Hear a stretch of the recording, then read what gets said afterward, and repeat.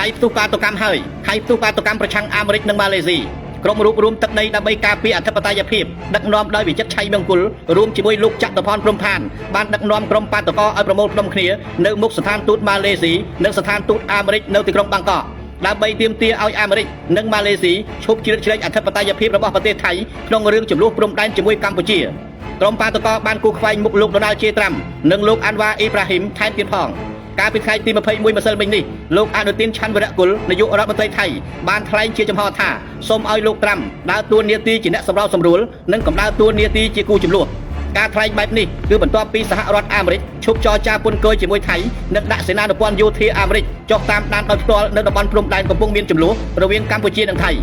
ៃកំពុងបោកមហាអំណាចអាមេរិកនិងចិន1ថៃបោកសហរដ្ឋអាមេរិកកាលពីថ្ងៃទី26ខែតុលាឆ្នាំ2025ភាគីថៃបានចុះហត្ថលេខាលុករ៉ែកម្រឲ្យសហរដ្ឋអាមេរិកដែលចុះហត្ថលេខាដោយនាយករដ្ឋមន្ត្រីអនុទាន ឆាន់វរៈគុលជាមួយលោកប្រធានាធិបតីដូណាល់ J. ត្រាំនៅទីក្រុងកូឡាឡាំពួរប្រទេសម៉ាឡេស៊ីពេលនេះថៃកំពុងវាន់កដោយសារគ្មានផែនទីបង្ហាញពីផែនដីដែលមានរ៉ែកម្រដល់សហរដ្ឋអាមេរិកឡើយដូច្នេះវិធីដោះខ្លួនមានតែម្យ៉ាងគត់គឺឆ្លោះជាមួយសហរដ្ឋអាមេរិកហើយផ្គប់ចិត្តចិនដើម្បីដោះស្រាយបញ្ហារ៉ែកម្រដែលខ្លួនមិនមានពិតប្រាកដជាក់ស្ដែងមុនដំណើរទស្សនកិច្ចស្ដេចថៃទៅកាន់ប៉េកាំងថ្ងៃទី11ខែវិច្ឆិកាអនុទានបាននិយាយថាបើសហរដ្ឋអាមេរិកដាក់សម្ពាធសេដ្ឋកិច្ចថៃព្រោះកិច្ចព្រមព្រៀងសន្តិភាពជាមួយកម្ពុជាថៃនឹងឈប់រកស៊ីឈប់ធ្វើពាណិជ្ជកម្មជាមួយអាមេរិកហើយស្វែងរកដៃគូពាណិជ្ជកម្មផ្សេងវិញដែលពាក្យនេះអនុទានចង់សម្ដៅទៅរកស៊ីជាមួយចិនវិ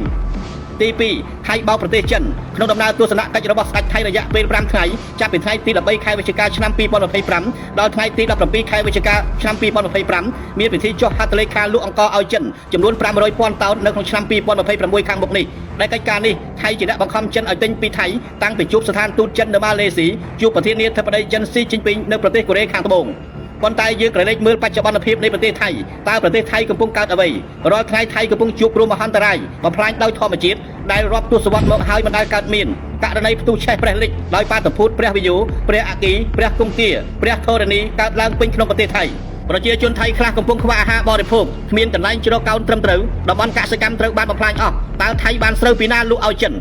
បើទោះថៃកំពុងលិចលង់មហន្តរាយខ្ទេចខ្ទីសេដ្ឋកិច្ចប្រឈមដាំក្បាលចុះយ៉ាងណាក៏ដោយក៏ថៃនៅតែដំកើងខ្លួនជាខ្លាសេដ្ឋកិច្ចអាស៊ីគ្មានពីរក្នុងសហគមន៍អាស៊ានហើយយោធានៅតែបន្តឈ្លានពានដែនអធិបតេយ្យភាពបង្កទំនាស់ឆ្លោះជាមួយកម្ពុជាមីយ៉ាន់ម៉ាម៉ាឡេស៊ីឡាវជាប្រទេសជិតខាងតាមការព្យាករណ៍ថាឆ្នាំ2026-2027ខ្លាសេដ្ឋកិច្ចអាស៊ីមួយនេះនឹងក្លាយជាឆ្មាសេដ្ឋកិច្ចហើយជាឆ្មាឆ្លក់ទឹកបាយដែលគួរឲ្យអាណិតប៉ុន្តែដោយពិភពលោកទាំងមូលរួមទាំងសហគមន៍អន្តរជាតិស្គាល់មារយាទកាន់តែច្បាស់ក្នុងចំនួនជាមួយកម្ពុជាឆ្មាឆ្លក់ទឹកបាយនឹងក្លាយជាឆ្កែអង្គេស៊ីគួរជាទីស្អប់ខ្ពើមទៅវិញគេមកហើ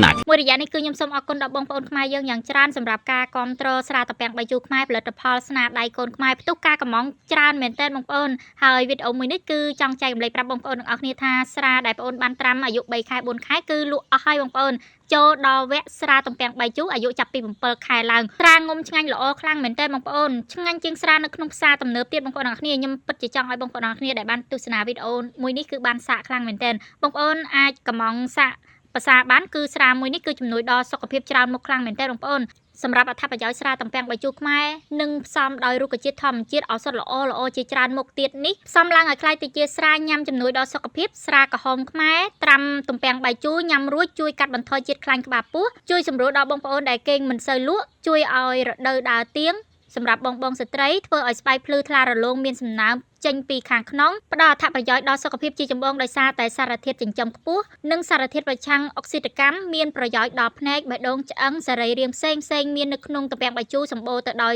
និងសារជាតិសរសៃជួយដល់ប្រព័ន្ធរាងកាយយើងបានច្រើនខ្លាំងមែនទែនបងប្អូនជួយសម្រួលដល់ការបត់ជើងជួយបញ្ចុះសម្ពាធឈាមបញ្ចុះជាតិខ្លាញ់មិនល្អប្រឆាំងនឹងជំងឺមហារីកទឹកនោមផ្អែមកាត់បន្ថយជាតិស្ករនៅក្នុងឈាមស្រានេះមានជាតិអាល់កុលត្រឹមតែ 10% តែប៉ុណ្ណោះបងប្អូនទាំងអស់គ្នាពេលដែលបងប្អូនបានញ៉ាំរួចគឺបែកញើសដេញជាតិពុលបងប្អូនជាពិសេសជាងនេះទៅទៀតបើសិនជាបងប្រុសមុននឹងគាត់ហាត់ប្រាណឬក៏កំពុងតែពេលហាត់ប្រាណសារមួយកូនពេងបណ្ដាហាត់ប្រាណបណ្ដាកាន់តែល្អទៀតបងប្អូនសូមបងប្អូនទាំងគ្នាភាសាឲ្យបានត្រឹមត្រូវតាមកម្រិតសមល្មមនិងទទួលបានផលល្អដល់សុខភាព បើសិនជាបងប្អូនអ្នកគ្នាបានដាក់ទូទឹកកកត្រជាក់ទៀតរសជាតិកាន់តែឆ្ងាញ់ថែមមួយកម្រិតទៀតបងប្អូនត្រឹមតែតម្លៃ1លីត្រ 40000 រៀលតែប៉ុណ្ណោះបងប្អូន2លីត្រ 80000 free សេវាដឹកជូន25ខេត្តក្រុងបើសិនជាបងប្អូនអ្នកគ្នាត្រូវការកំងអាចឆាតចូល page ឬក៏អាច call តាមលេខទូរស័ព្ទនៅខាងក្រោមនេះបានបងប្អូនជាចុងក្រោយគឺខ្ញុំចង់ចែកម្លែកប្រាប់បងប្អូនអ្នកគ្នាថាបើសិនជាបងប្អូនខ្មែរមានផលិតផលល្អផលិតផលនៅក្នុងស្រុកកុំខ្លាចនឹងការផ្សព្វផ្សាយនិងចែករំលែកបងប្អូនមានបងប្អូនខ្មែរយើងជាច្រើនចាំគាំទ្រក៏ដូចជាចាំជួយទិញផលិតផលនៅក្នុងស្រុកយើងបងប្អូនដូចជា